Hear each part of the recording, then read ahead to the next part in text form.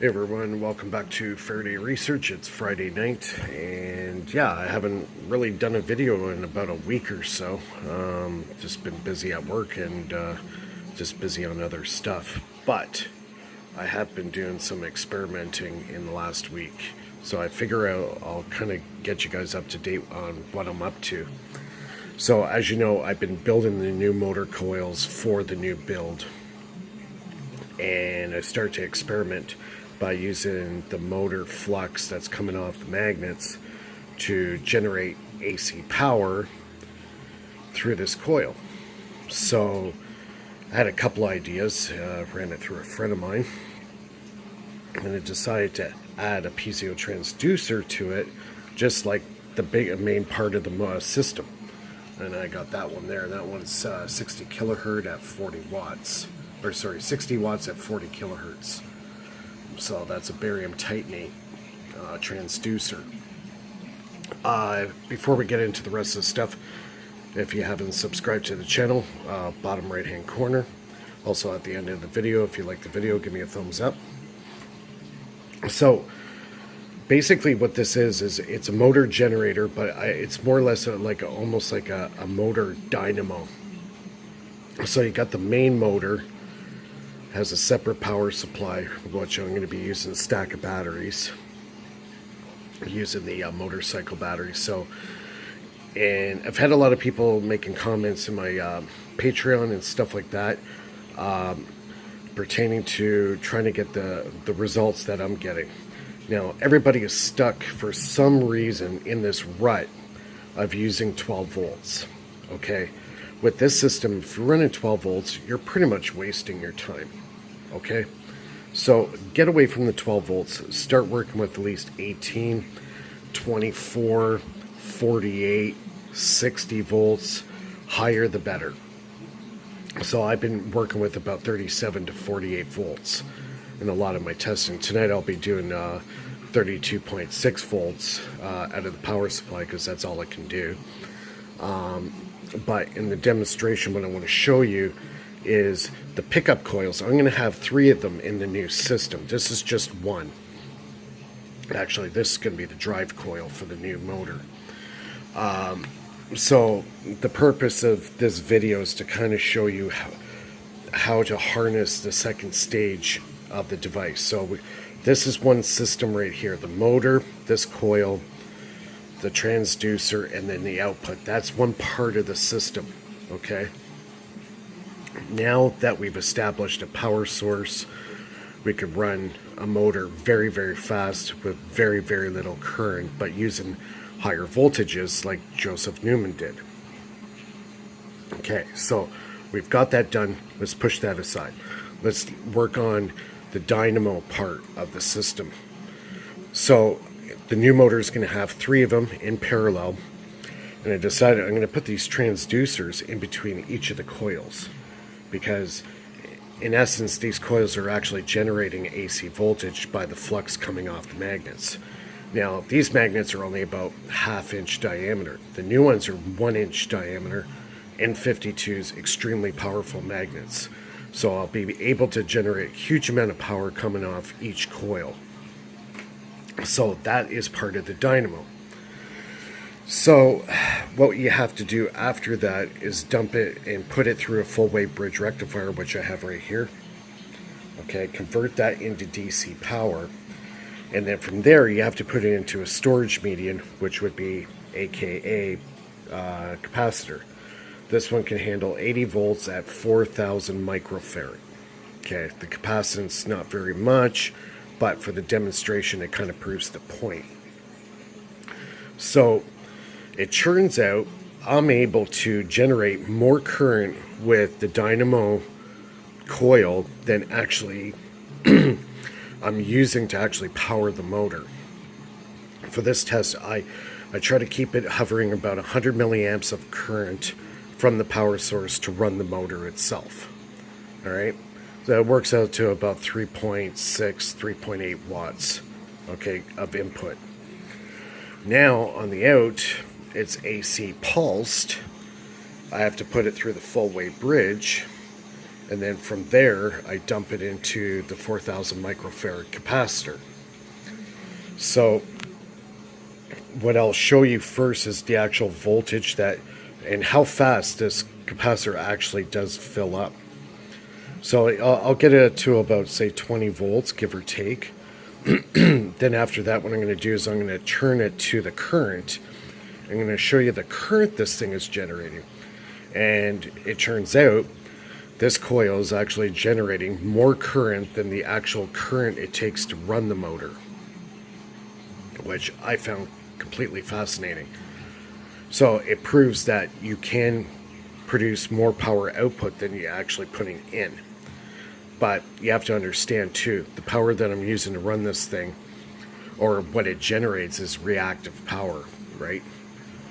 Because of the transducer. And we got into a pretty good discussion there last week on Bernie's show about exactly what's happening in relationship with the barium titanate piezo transducer and the coil, what the relationship, how it's operating, how the capacitive inductance in the coil is being changed, and also a phase shift is taking place because of the transducer.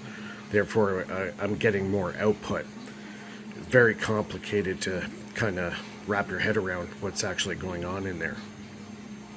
But it would explain the over unity effects. And also the spark gap switch again. If you guys are using MOSFETs, you're freaking wasting your time. And I'll fight that in court and put money on it. So get away from the transducers, get away from the transistors and the MOSFETs, throw them in the garbage. Get the 4-pin automotive relay switch. Get them at Canadian Tire, Automart, Queens Auto, whatever. Pick those up. It's a 4-pin. 2 pins are going to control the switch, and the other 2 pins are going to be your in and out for your power. That's it. It's so easy to put together. If my circuit is so ridiculously easy, if you're a Patreon right now, you have that schematic on Patreon, and you can look at what I've actually done. It's so simple. It's hard to screw it up. Okay. Yeah. So I'm kind of rambling. Let's go get the motor running. So the second it starts up, you'll see the light blinking there. That's just to show I got current going through it. And then I'll show you the voltmeter to show you how much power is going in there and how fast. Now, keep in mind, this is 4,000 microfarads, so it's not a huge density, but it does show what it's going on. So let's get the motor going here. Let's crank up the power. Okay, so I got the lights going. You can see the light is blinking and the voltage is not climbing.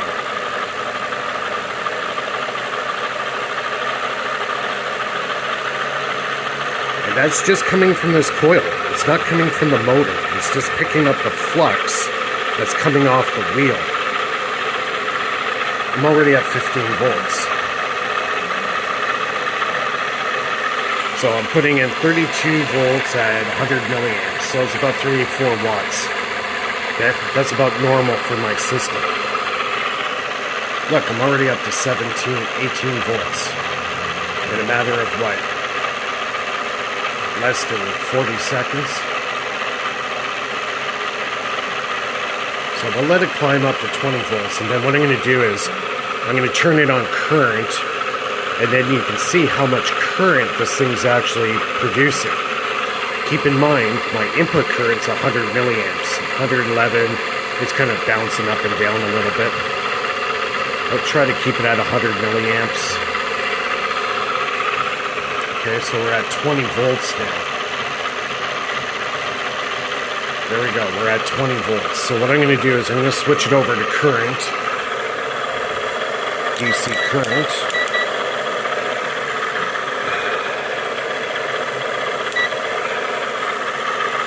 We're producing 160 milliamps.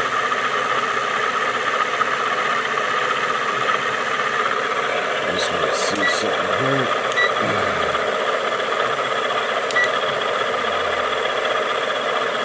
Yeah, 160 milliamps.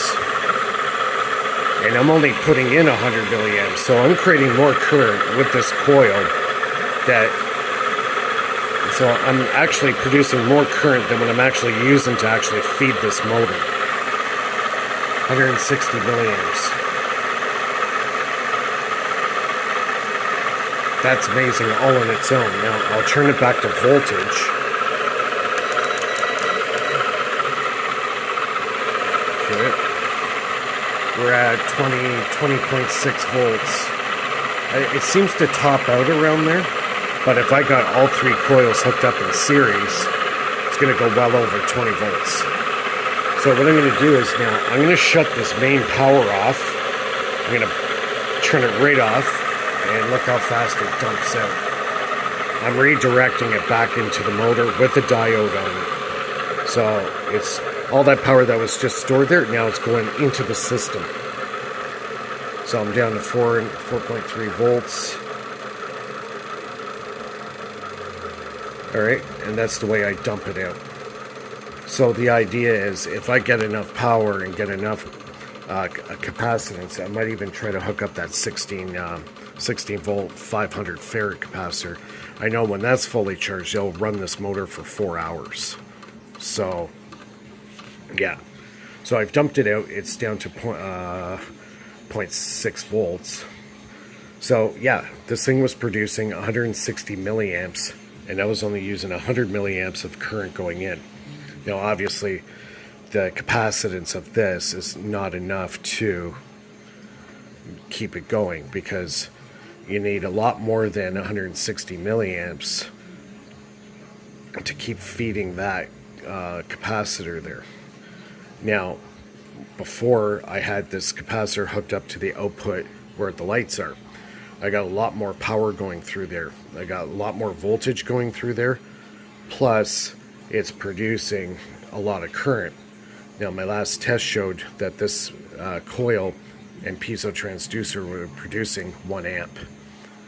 So volts times amps, 37 volts at 1 amp, that's 37 watts of reactive power. It's not real power, it's reactive power. So there's definitely a power factor shift in there. So I'm able to light up all the lights and sustain it at 118 to 120 volts at 1 amp. Well, that's 118 watts of reactive power. So right there is pretty amazing. Anyways, yeah, that's what I wanted to share with you. So experiment with coils and add a piezo transducer to it. You'll notice when you start spinning a wheel with magnets on it, it could be north-south, north-south, or it could be north-north-north, all the way. It doesn't matter. You'll still produce an AC current. Dump it into a full-wave bridge rectifier. From there, dump it into a capacitor. Like this one's 4,000 microfarad. It can handle 80 volts. And this coil here was able to boost it up to 20 volts at 4,000 microfarad, and within a matter of like a minute or so, and it's full. So yeah, encouraging stuff. I'm gonna, obviously, when I build the new motor, it's gonna have 3 of these going around. They'll be all hooked up in series, and I'd be able to fill this thing up probably to 80 volts, no problem. So if you haven't subscribed to the channel, bottom right corner, don't forget, in the description below is my Patreon link and also my PayPal link. If you want to help support what I'm doing, chip me a couple bucks, or if you want to, all the benefits go into the Patreon, sign up. It's well worth it. You get a lot of great knowledge in there, a lot of schematics, everything that I'm working on schematic wise, it's in there. And yeah, we'll see everybody soon.